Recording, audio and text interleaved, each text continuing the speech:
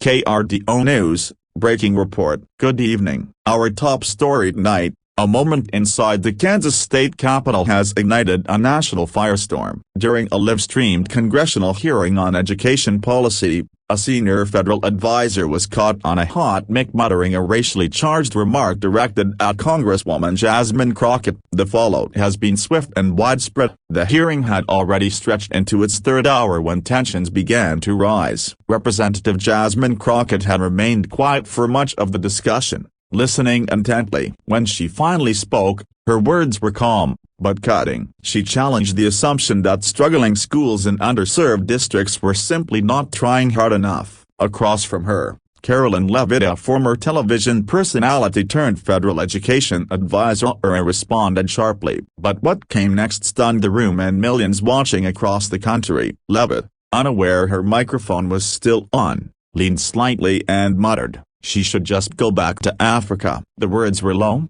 but clear. The room froze. The live feed did not miss a beat. Crockett didn't react immediately. She didn't storm out. She didn't even speak. Instead, she kept her hands folded and eyes steady, writing one quiet note on her pad. That restraint became the most powerful response of all. The clip exploded across social media within minutes. The phrase "go back to Africa" began trending. Political leaders, activists, and ordinary citizens condemned the comment. Leavitt's office issued a statement hours later, claiming her words were misheard and taken out of context. But by then, the damage had already been done. The next morning, Congresswoman Crockett stepped to the podium in a packed press room. Alone, calm, with a single black folder in hand, she paused, then began to speak. "What happened yesterday wasn't new to me," she said. "I've heard that phrase since I was a teenager, in stores, on planes, in boardrooms. It wasn't a shock," she continued,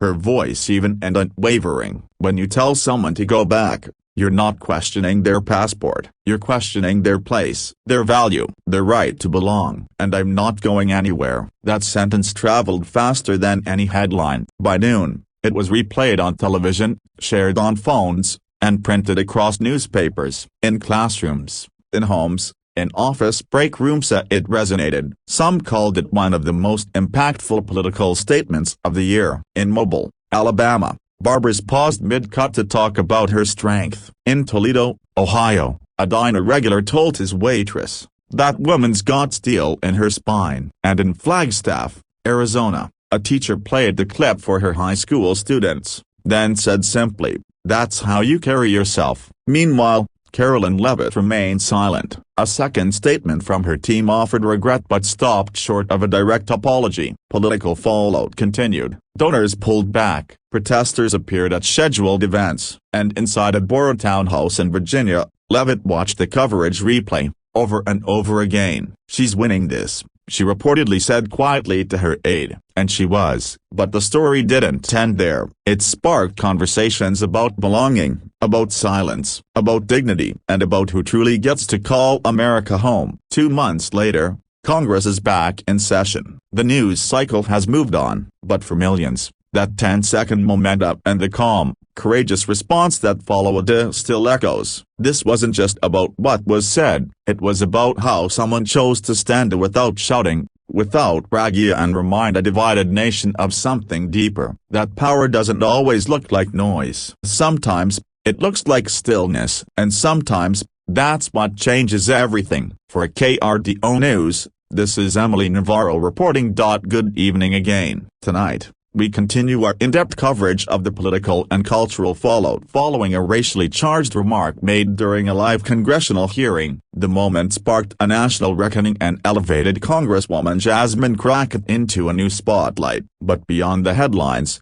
the story has taken on a life of its own, with new consequences still unfolding across the country. After her composed press conference went viral, Representative Jasmine Crockett made no further public statements, yet her words continued to ripple across the country, and not through politics, but through people. Educators, parents, veterans, students. So they weren't just watching, they were responding. In Madison, Wisconsin, what began as a routine student town hall at a local college turned into a full assembly on identity and inclusion. Students played Crockett's speech on a loop, followed by a discussion that lasted nearly 3 hours. One student said, "It wasn't about left or right, it was about belonging, and who gets to feel it." In Fresno, California, a retired Army sergeant broke his year-long silence on social media just to write.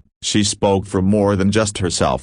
Across the country, people weren't repeating slogans, they were telling stories of moments when they too were made to feel like outsiders in a place they called home. And for many, Crockett's calm resistance gave them permission to speak. Meanwhile, Karoline Leavitt stayed off camera. Her aides released another statement, this one more polished, more apologetic in tone, but still falling short of an admission. Public response remained mixed. While some loyal supporters called the controversy overblown, others demanded accountability. In Sioux Falls, South Dakota, a scheduled education policy event was interrupted by peaceful demonstrators holding signs that read, "Words have weight and respect is not optional." Inside the venue, seats sat half empty. Leavitt canceled her appearance the next morning, citing health concerns. Back in Washington, Crockett returned to her usual schedule, quietly, consistently. When asked by reporters if she would consider a leadership role within her party,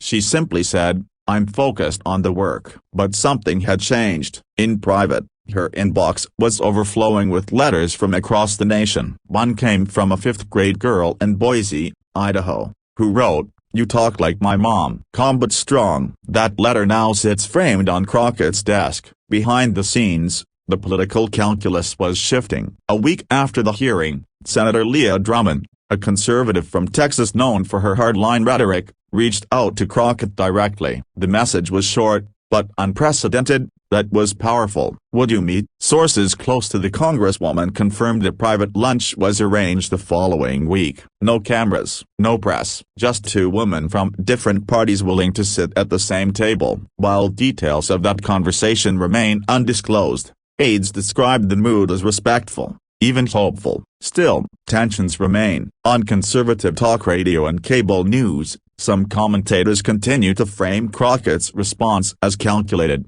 accusing her of leveraging the moment for political gain. But across town, others quietly disagree. In a closed-door bipartisan caucus, one unnamed lawmaker reportedly said, "She didn't just speak for her district. She spoke for the people we forget." The larger question now, will this moment lead to change or fade like so many others before it? In a recent interview, civil rights advocate Lori Price said, "We're so used to outrage and apologies that we forget what accountability looks like." Jasmine didn't just call someone out, she called something forward. That's different. And indeed, it is. This memento born from a single line muttered under breath has sparked hearings on implicit bias training in federal offices. Discussions are underway about expanding educational equity panels. Conversations once considered uncomfortable are now unavoidable, not because someone shouted, but because someone didn't. Tonight, the Capitol is quiet, the microphones are off. But across America, the dialogue continues in churches, schools, town halls, and homes. And for many, it all started with 10 seconds of silence, a broken bar, and a woman who knew the power of letting it speak for itself. For KRDO News, I'm Emily Navarro. Stay with us.